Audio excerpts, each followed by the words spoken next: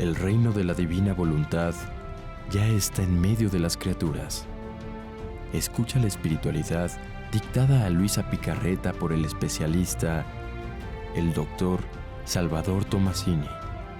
Aquí, por Mundo Católico, construyendo la civilización del amor.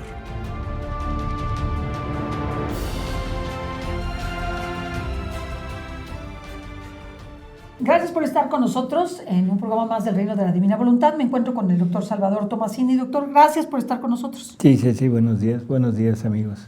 Pues gracias por estar explicándonos todos estos misterios y sobre todo este misterio de la Eucaristía que nunca acabaremos de profundizarlo, pero queremos seguir con el programa anterior y me recuerdo en este momento de una lectura donde Luisa habla de que Jesús toma de dentro de ella, unas bolitas blancas y se las come. Uh-huh. Entonces, pues eso es como si Jesús comiera de Luisa, se comiera a sí mismo y comiera la Eucaristía de Luisa. Explíquenos un poquito más todo esto.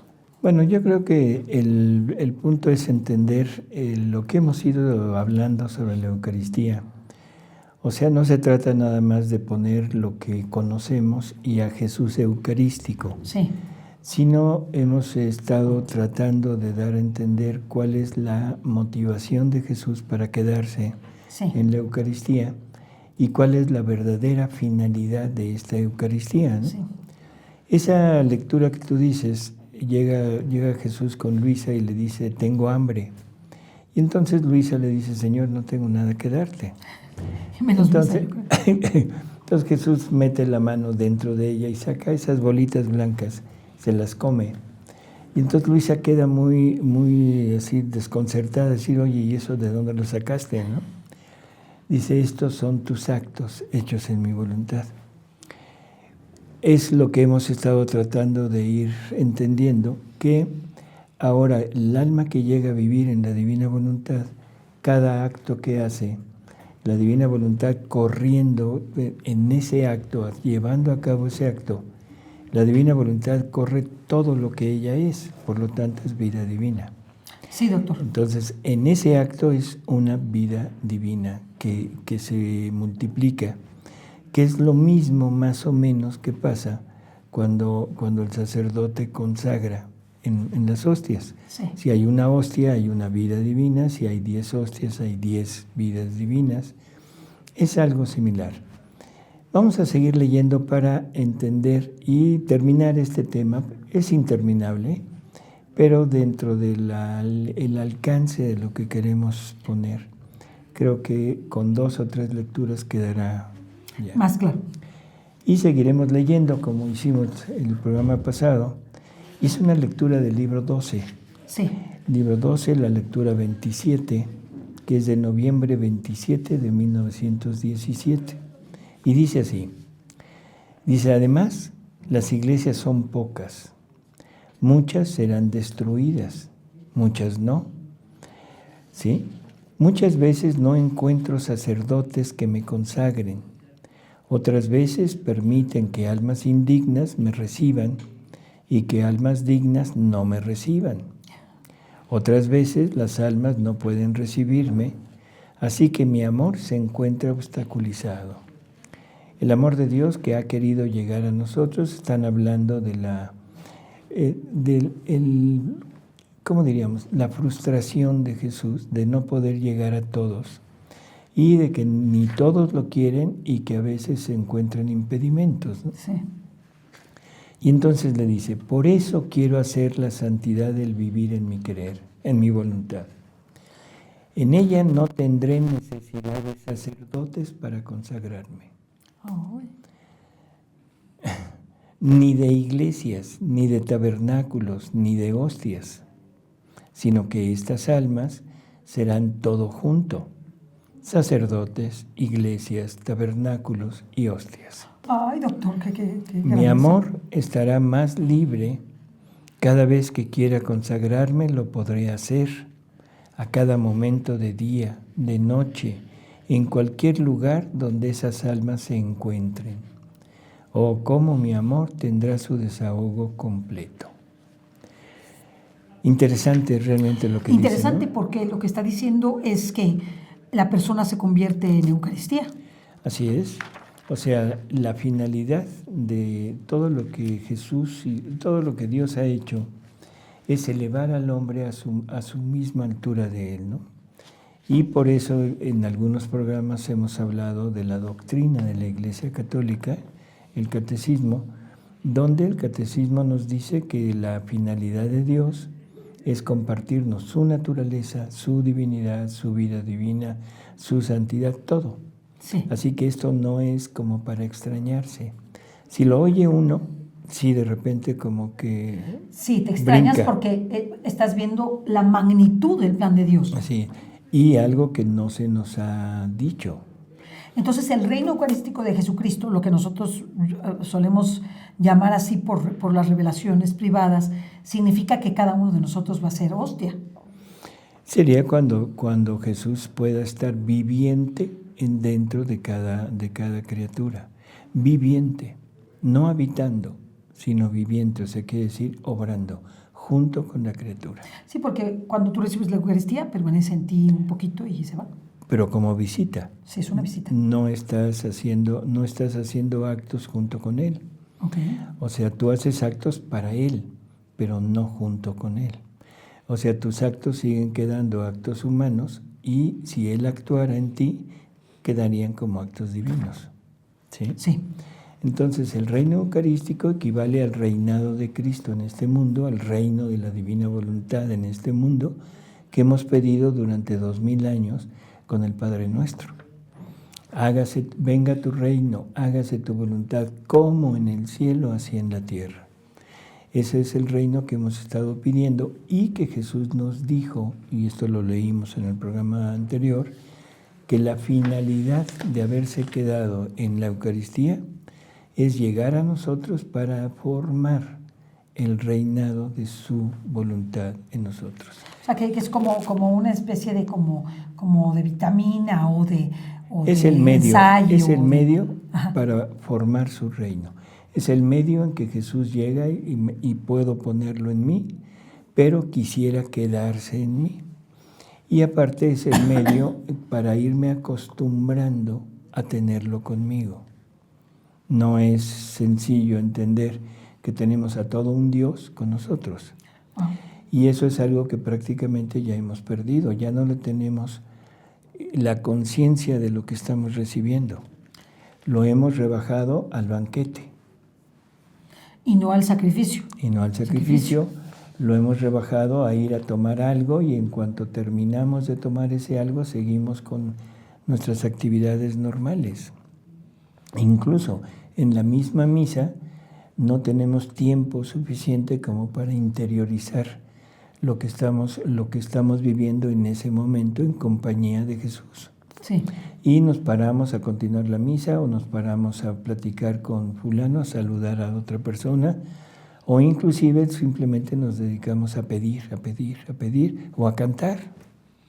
Sí, Esa presencia de la divinidad, esa presencia de Jesús en nosotros, que quiere llegar para ser liberado de la hostia, porque la hostia es una prisión, quiere ser liberado para vivir libremente en nosotros, lo estamos desperdiciando. ¿Por qué? Porque simplemente como no encuentra ni el lugar ni los medios necesarios para desarrollar su vida, simplemente en cuanto se consume la especie se va.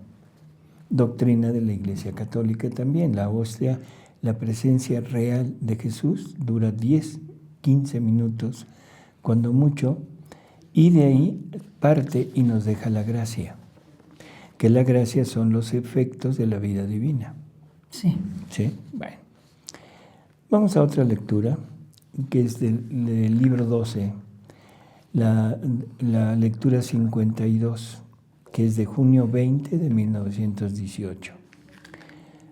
Y dice: para quien nace mi voluntad y vive en ella, mi amor no encuentra obstáculo, y yo lo amo y lo prefiero tanto que reservo para mí solo el hacer todo lo que se necesita para ellos, y ayuda, dirección, socorros inesperados, gracias imprevistas.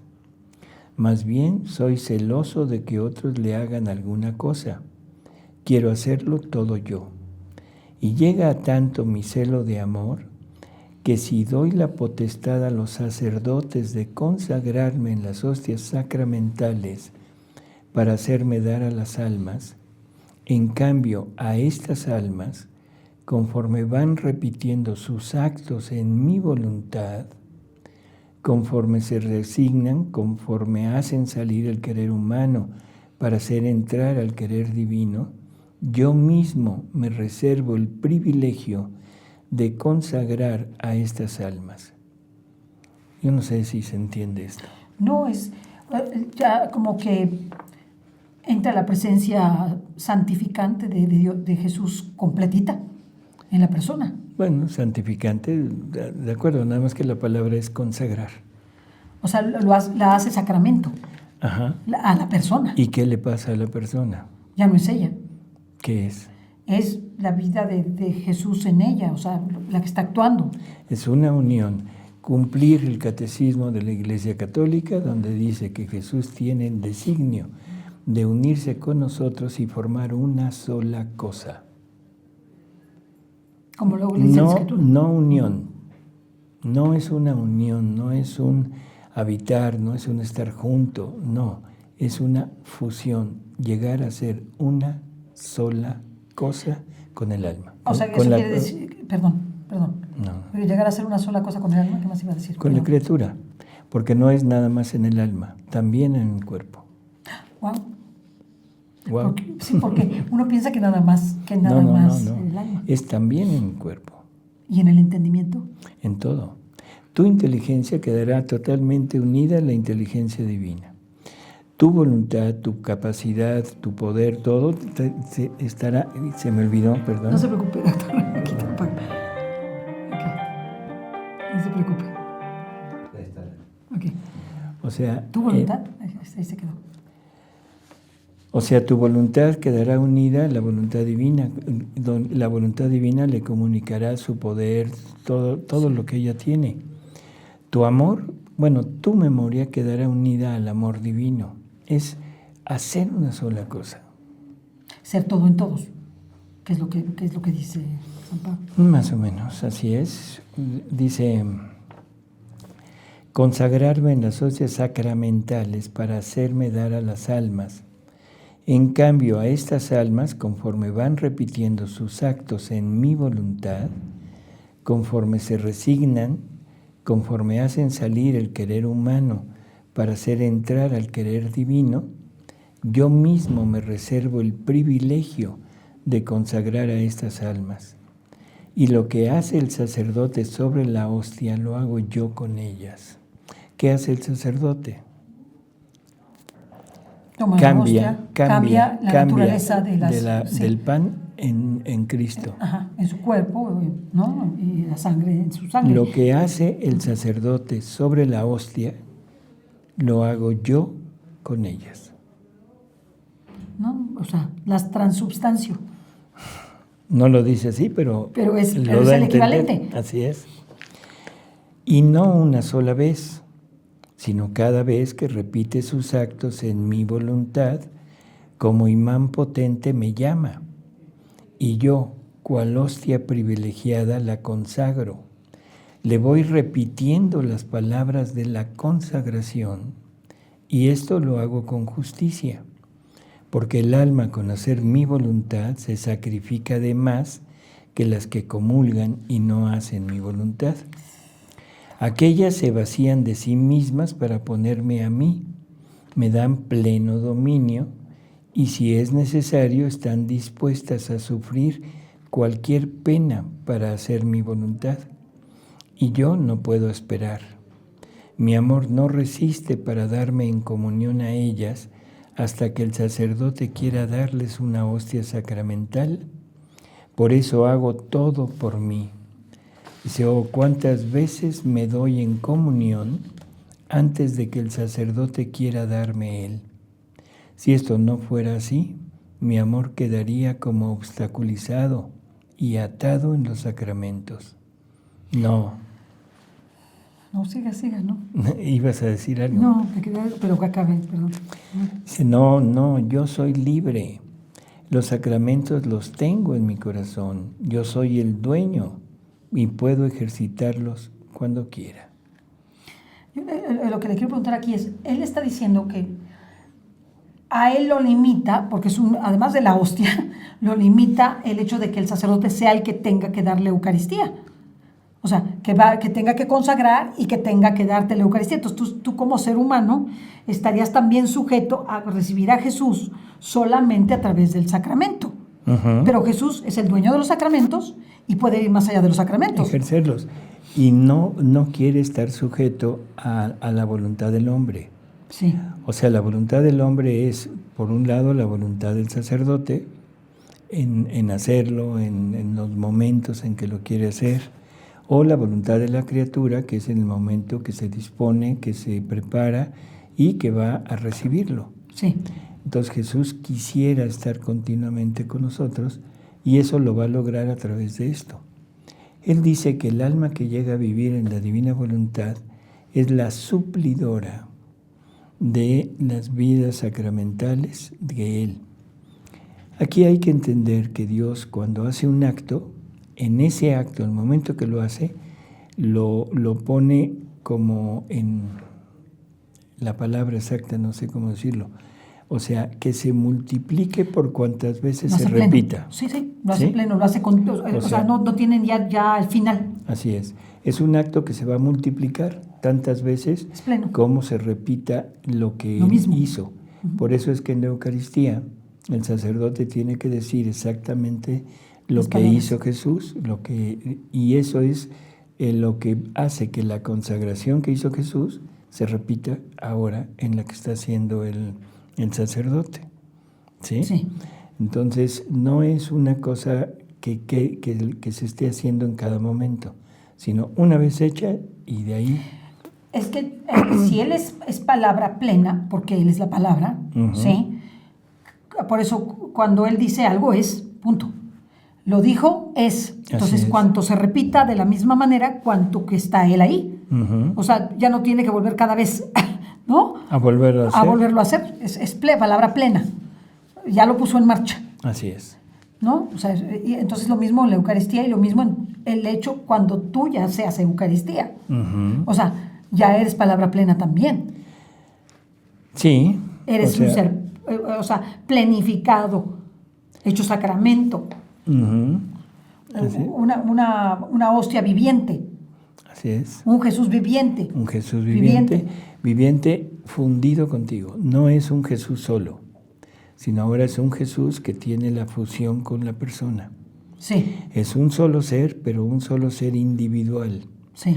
O sea, no te absorbe, no te suprime, sino te dota con todo lo suyo para poder tener esa relación de amor entre la divinidad y la criatura.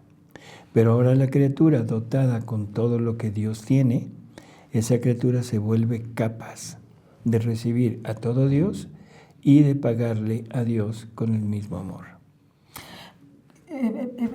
Perdone, doctor, mi pregunta va en el sentido de que esta divinización del hombre, porque es una divinización del hombre, encuentra la limitación humana. Sí, pero esa limitación humana se te va a ir ensanchando, o sea, en la medida que tú vayas viviendo en esa voluntad divina. O sea, su Santidad Benedicto XVI dice que cuando el hombre tome la divina voluntad como propia, sí, el hombre llega a su estado original y se hace divino. Sí. Bueno, ese hacerse divino tenemos limitaciones totalmente. No somos Dios, eso hay que entenderlo. Nos quiere participar de lo suyo, pero mi finitud como hombre, como ser creado, no me permite tener a todo Dios, pero me da la libertad de hacer crecer su vida hasta donde yo quiera. Entonces, que en la medida que yo vaya actuando, que yo vaya viviendo en Él, es en la medida en que Él mismo va a ir ensanchando mi capacidad para que esa vida divina crezca. ¿Hasta dónde? Hasta donde queramos. El límite humano, voy a decirlo así, es nuestra Madre Santísima. ¿Por qué? Porque ella vivió continuamente, ella es inmaculada, nunca tuvo un acto en voluntad humana. Es el punto culminante de la plenitud de vida divina en una criatura. ¿Sí? No puedo hablar de Jesús porque Jesús no es una criatura igual que nosotros. No. Es hombre verdadero, sí, pero, o sea, es Dios mismo y no tuvo ningún impedimento en esa unión. Sí. Ahora, el siguiente ejemplo sería Luisa Picarreta, Sí. que saliendo de pecado original, toda su vida la vive en ese ambiente, pero ¿hasta dónde creció? Quién sabe, pero debe haber crecido Muchísimo. Inmensidad. Por eso ¿no? entendemos que ella realizó actos o acciones que parecen imposibles, ¿verdad? Salirse de sí misma, ir a otros lugares. Pero eso no es lo imposible es hacer vida divina en ella. Ok. Ese es lo que Jesús llama el milagro de los milagros. Claro. El hacer que un alma lleve vida divina. Y bueno, pues este es como el corolario de esta plática que empezamos el programa anterior. Hay muchísimo que hablar, pero esto pues yo preferiría que lo fueran a encontrar en los libros, ¿no? De todas maneras, a ver, apaga, no se preocupe. De todas maneras, doctor, a mí me gustaría que pudiéramos hacer algún otro programa de la Eucaristía. Sí me interesa mucho porque usted nos da la orientación de exactamente las lecturas que nos vayan llevando a la profundización. Y además hemos visto los comentarios de las personas con relación al programa anterior y estuvieron fascinadas, muy contentas, y quisiéramos que esto les sirviera para profundizar en la Eucaristía, porque yo creo que este sacramento concretamente es el que más nos sirve para entender esa fusión. Es exacto, y es el sacramento que nos va a ir acostumbrando a vivir en esto, y si tenemos en gran estima al sacramento de la Eucaristía, lógicamente tendremos en una inmensa estima que ese sacramento se puede realizar en nosotros. Sí, exactamente. Entonces a mí por eso me gustaría mucho como seguir profundizando, agradecerle al doctor, porque pues quiero decirles, hermanos, que antes del programa tuvimos una charla muy larga, entonces pues esto me disminuyó, y a él también, el tiempo de poder estar con ustedes. Sin embargo, no se vayan, vamos a tratar muchos temas, y sobre todo quisiera que profundizáramos más en este gran misterio de la Eucaristía. Claro que sí. ¿Sí? Muchas gracias, doctor. No hay por qué. Hasta luego, amigos.